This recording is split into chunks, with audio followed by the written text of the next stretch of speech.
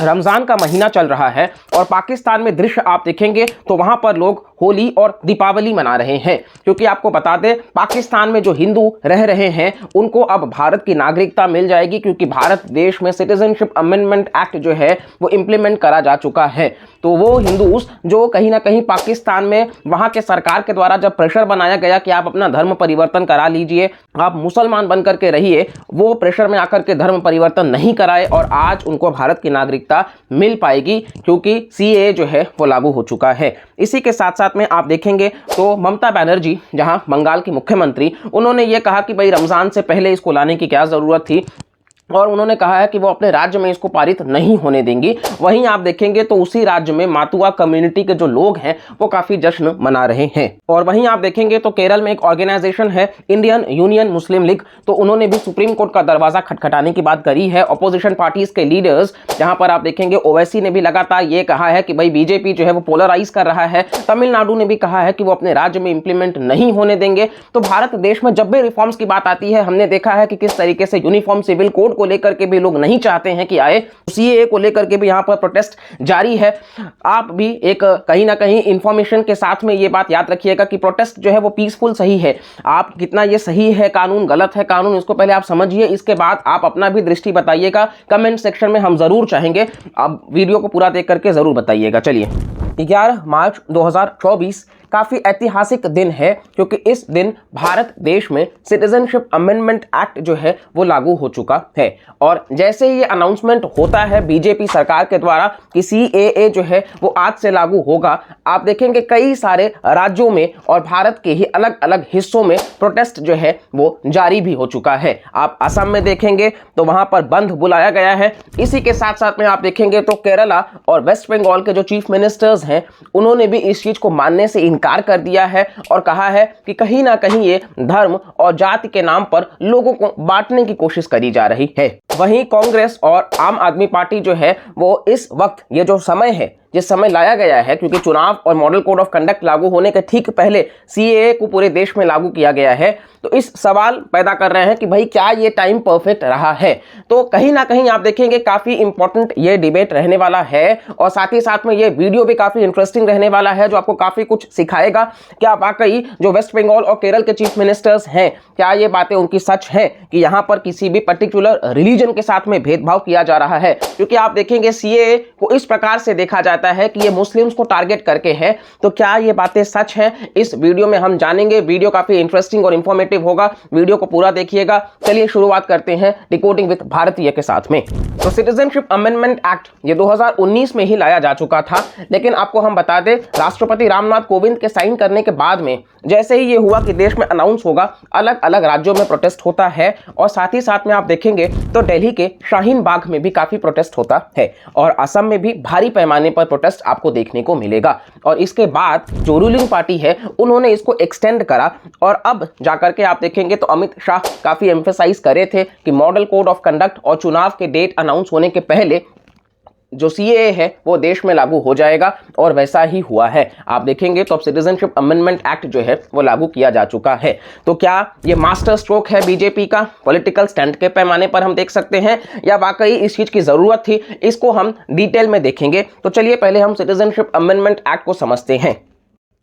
तो जो citizenship amendment act है बेसिकली आप देखेंगे ये नागरिकता देने की बात करता है, नागरिकता लेने की नहीं। बहुत ज़्यादा लोगों में कंफ्यूजन है, तो आपको हम बता दें कि ये इलीगल इमिग्रेंट्स जो भारत के पड़ोसी देश हैं वहाँ से अगर वो आए हैं और बगैर किसी भी डॉक्यूमेंट के रह रहे हैं और कहीं ना कहीं वो जो पासपोर्ट लेकर के आए थे वो पासपोर्ट का डेट भी एक्सटेंड हो चुका है और उसके बावजूद वो यहाँ पर रह रहे हैं, तो इस वजह से कहीं ना कहीं उनको हम इलीगल इमिग्रेंट्स कहेंगे। तो उनको कहीं ना कहीं छांटने की ये प्रक्रिया है। बाकी लोगों को कहीं ना कहीं आप देखेंगे तो ओवरऑल नागरिकता देने की प्रक्रिया है। अब किसकी ये प्रक्रिया है ये हम देखेंगे।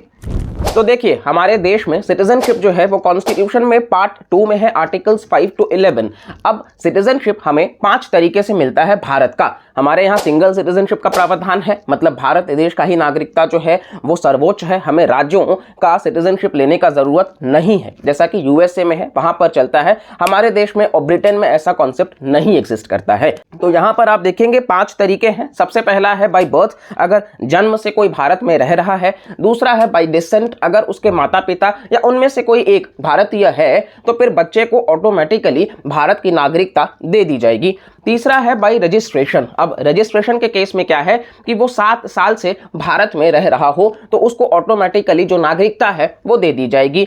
चौथा है नेचुरलाइजेशन। ये इंपॉर्टेंट है, इसको आपको ध्यान से समझना है, यहां पर हम चर्चा करेंगे वीडियो में। नेचुरलाइजेशन में क्या लिखा है कि 11 साल से वो भारत देश में रह रहा हो और इसी के साथ साथ में पिछले 1 साल से लगातार भारत देश में रह रहा हो तो उसको आप नागरिकता दे दो। और पांचवा जो अंतिम है वो है इनकॉर्पोरेशन ऑफ टेरिटरी। तो कल को अगर हम पूरा का पूरा चाइना भारत में विलय कर देंगे तो जो चाइनीज लोग हैं वो ऑटोमेटिकली भारतीय बन जाएंगे। तो ये कुछ प्रावधान है सिटीजनशिप लेने का। यहां हमने की टर्म डिस्कस करा था नेचुरलाइजेशन। अब गवर्नमेंट ने क्या किया, देखिए आप सबको पता है कि हमारे जो पड़ोसी देश हैं पाकिस्तान, अफगानिस्तान, बांग्लादेश, ये तीनों ही इस्लामिक कंट्रीज हैं और यहां पर जो मुस्लिम्स हैं इनकी आबादी तो बहुत ज्यादा है, लेकिन जो नॉन मुस्लिम्स हैं इनकी आबादी आप देखेंगे तो कहीं ना कहीं कम होते जा रही है और साथ ही साथ में इनके ऊपर अत्याचार जो है वो बढ़ता जा रहा है। इसकी वजह से कहीं ना कहीं सरकार ने ये कहा कि ये जो पर्सिक्यूटेड माइनॉरिटीज हैं, क्योंकि ये माइनॉरिटीज ही कहे जाएंगे उस देश में क्योंकि वहां पर मुस्लिम्स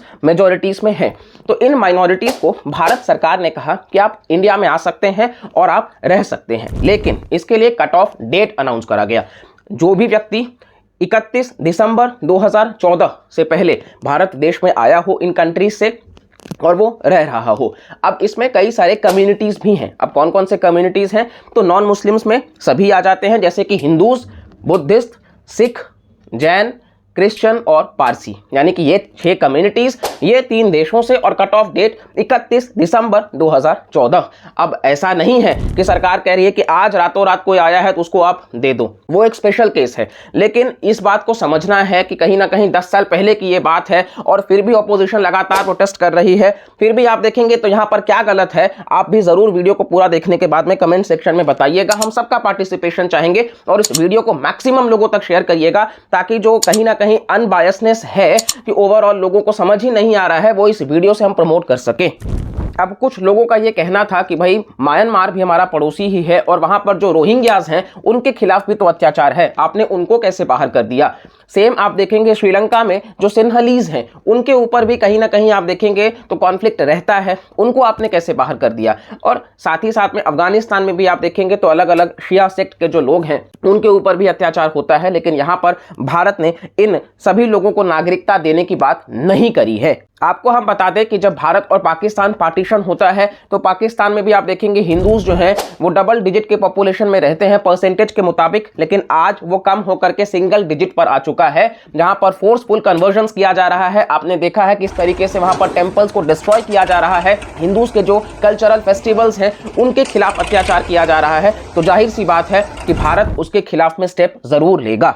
सवाल ये भी आता है कि आखिर ये सीएए का जो कानून है ये भारत के कौन कौन से राज्यों में लागू नहीं होगा। तो आपको हम बता दें कि देखिए कॉन्स्टिट्यूशन में 12 शेड्यूल्स हैं, जिसमें से 6th शेड्यूल जो है वो SC, ST और ट्राइबल एरियाज के बारे में बात करता है कि वहां का कंजर्वेशन होना चाहिए। तो वहां पर 4 राज्य आते हैं, असम, त्रिपुरा, मेघालय और मिजोरम।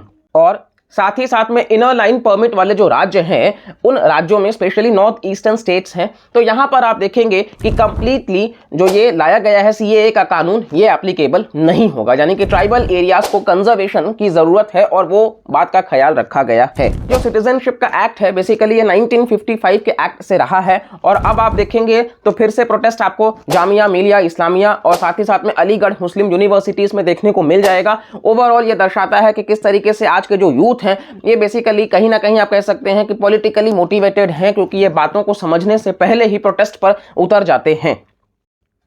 पीसफुल प्रोटेस्ट करना आपका एक फंडामेंटल राइट है, लेकिन वायलेंस करना किसी भी तरीके से आपको यह अधिकार नहीं मिलता है संविधान से। सवाल ये भी आता है कि जैसे वेस्ट बंगाल और केरल ने कहा कि भाई हम सिटीजनशिप अमेंडमेंट एक्ट के जो रूल्स हैं वो हम अपने राज्यों में लागू ही नहीं होने देंगे। क्या ये वास्तव में कर पाएंगे या सिर्फ ये भी चुनावी टैंट्रम्स की ही बात कर रहे हैं? तो आपको हम बता दें कि जो 12 शेड्यूल्स हमने पढ़ा उसमें जो 7th शेड्यूल है वहां पर आप देखेंगे तो डिवीजन ऑफ पावर्स किया गया है सेंटर और स्टेट के बीच में 3 लिस्ट को बना करके, जहां पर यूनियन लिस्ट है जिस पर सिर्फ पार्लियामेंट लॉ बना सकता है, जैसे कि फॉर एग्जांपल आप देखेंगे कम्युनिकेशन हो गया, रेलवे हो गया, बैंकिंग हो गया और सिटीजनशिप भी है। साथ ही साथ आप देखेंगे तो स्टेट लिस्ट है जिस पर सिर्फ स्टेट लेजिस्लेचर्स लॉ बना सकते हैं, जैसे कि लैंड है, हेल्थ, वाटर, सैनिटेशन, ये सारी बातें। और अंतिम है कंकरेंट लिस्ट जिस पर दोनों बना सकते हैं। हालांकि पार्लियामेंट अगर लॉ बना दे तो वही प्रिवेल करेगा। जैसे कि फॉरेस्ट्स है, एजुकेशन है, तो भाई अगर सिटीजनशिप जो है वो यूनियन लिस्ट में आता है तो इस पर तो लॉ पार्लियामेंट बनाएगा। फिर स्टेट कौन होता है इस चीज को बताने वाला, यानी कि कंप्लीटली ये स्टेट लेजिस्लेचर्स रेगुलेट नहीं कर सकते हैं। अगर हम सिटीजनशिप अमेंडमेंट एक्ट के क्रिटिकल पॉइंट्स के बारे में बात कर लें तो ये आर्टिकल 14 जो कि एक फंडामेंटल राइट है, राइट टू इक्वालिटी, इसका वायलेशन माना जाता है। साथ ही साथ में सेक्युलरिज्म जो कि एक बेसिक फीचर है भारतीय संविधान का, SR बोम्मई जजमेंट के हिसाब से, उसका भी ये वायलेशन माना जाता है। और साथ ही साथ में असम अकॉर्ड का भी ये वायलेशन है, क्योंकि असम अकॉर्ड जो है उसमें जो कट ऑफ डेट है वो 24 मार्च 1971 के मिडनाइट से है, जबकि यहाँ पर 31 दिसंबर 2014 जो है वो माना गया है। साथ ही साथ में सिटीजनशिप अमेंडमेंट एक्ट में जो एग्जेम्पशंस दिया गया है ये 6 कम्युनिटीज़ को इन 3 देशों से, तो ये फॉरेनर्स एक्ट 1946 और पासपोर्ट एक्ट 1920 से दिया गया है। सवाल ये भी रेस करा गया कि जब 2019 का था आखिर 2024 तक वो एक्सटेंड कैसे हुआ, क्योंकि आप देखेंगे कोई भी लॉ जब प्रेसिडेंट एक्सेंट मिल जाता है तो 6 महीने के अंदर अंदर वो लागू होना चाहिए। तो आपको हम बता दें कि कमिटी ऑन सबऑर्डिनेट लेजिस्लेशन जो है उन्होंने इसको एक्सटेंड करा और दोनों ही हाउसेस में आपको देखने को मिल जाएगा, लोकसभा में भी और राज्यसभा में भी। यहाँ पर 15 मेंबर्स आपको देखने को मिल जाएंगे और इसका जो चेयरमैन होगा उसको या स्पीकर या चेयरमैन जो है वो डिसाइड करेंगे मेंबर्स में से ही आपस में, और कोई भी मिनिस्टर जो है वो मेंबर नहीं बन सकता है।